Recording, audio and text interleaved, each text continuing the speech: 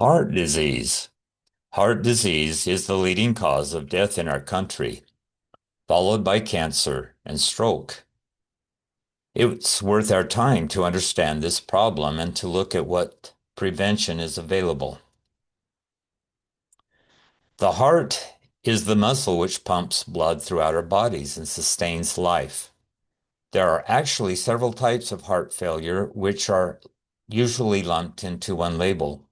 We will look at some of these. Plaque in the arteries, calcification in the arteries, blood inflammation, heart failure due to lack of nutrition. Plaque in the arteries. Arteries are large blood conduits which conduct blood to the extremities, and you'll see these large conduits are actually arteries. Plaque can build up in artery walls, restricting blood flow. And so one would ask, what causes this plaque? Many people blame saturated fats, but that is not the cause. Plaques only accumulate in lesions, which are wounds in the artery walls. And so one would ask, why are there lesions in the artery walls? Linus Pauling was a Nobel-winning chemist. When he retired, he decided he was going to research heart disease. Linus Pauling concluded that the lesions are caused by a lack of collagen. Collagen is the material which gives our bones, skin, and whole body strength. Collagen is formed by the body naturally from the basic ingredients of vitamin C, the amino acid L-lysine, and sulfur. Linus concluded that the lesions were caused by a lack of vitamin C. Most animals, birds, and reptiles do not have plaque in their arteries, nor do they have heart disease. Most animals and birds create their own vitamin C within their own body and do not need to get it from their diet. Human bodies are different. Our bodies cannot create vitamin C, but must get it orally.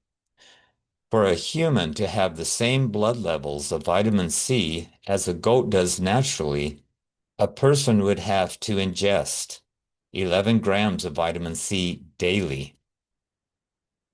The FDA recommended vitamin C level is only 90 milligrams a day, which is way too little, leading Linus to conclude that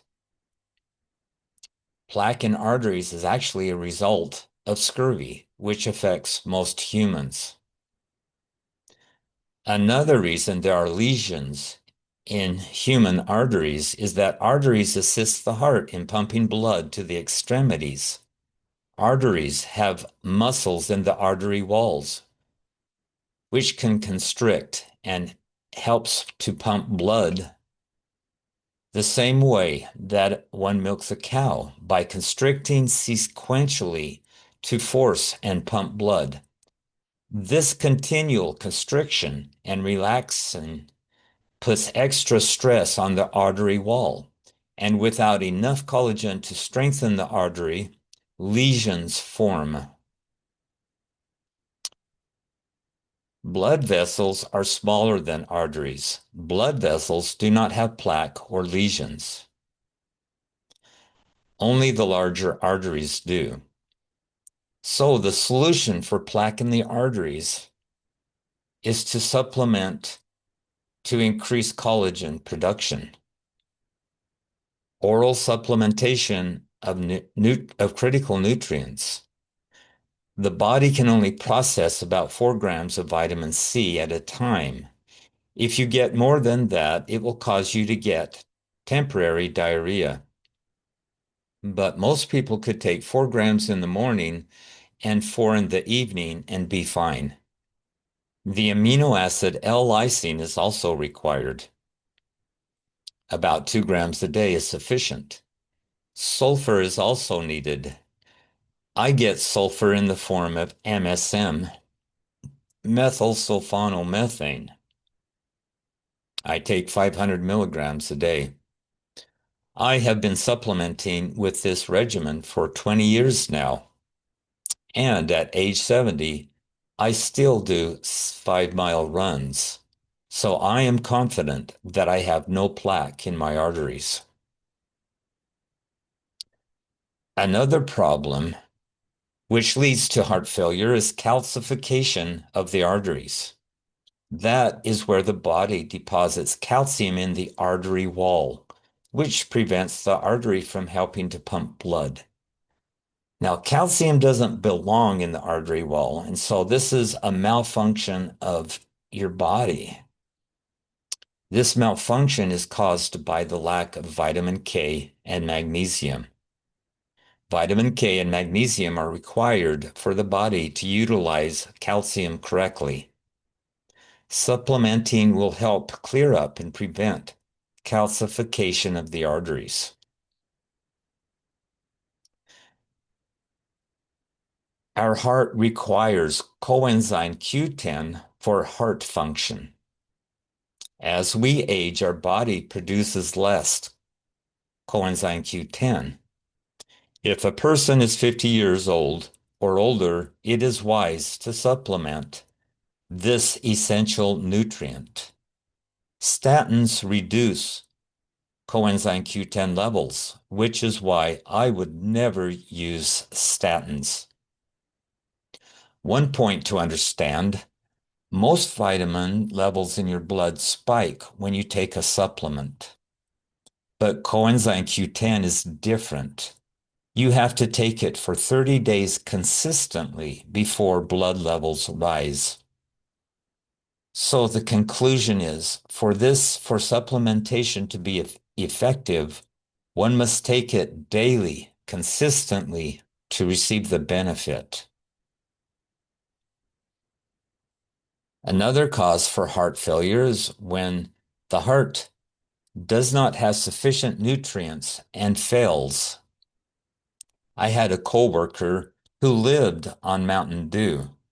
He was skinny as a rail. He ate poorly.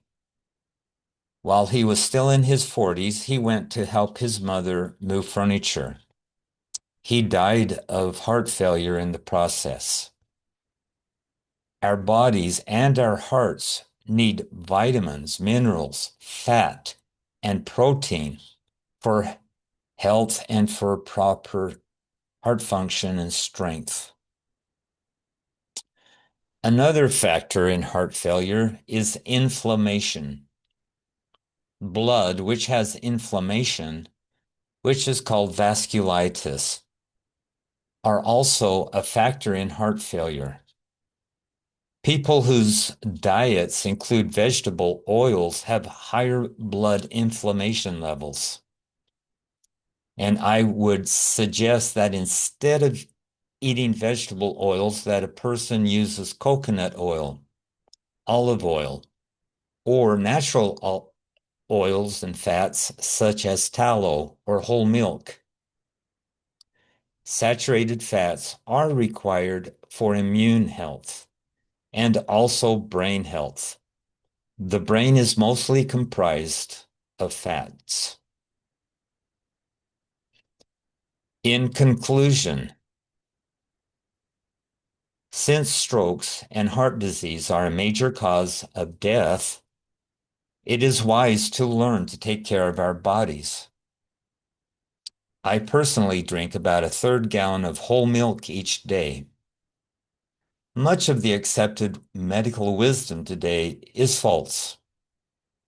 I have supplemented with this regimen for the last 20 years and am free of heart disease. I would also suggest that you buy and read any of Linus Pauling's books on health. The emergence of mRNA vaccines has increased the risk of myocarditis and blood clots. Young people are dying of heart failure today, which was unheard of 20 years ago.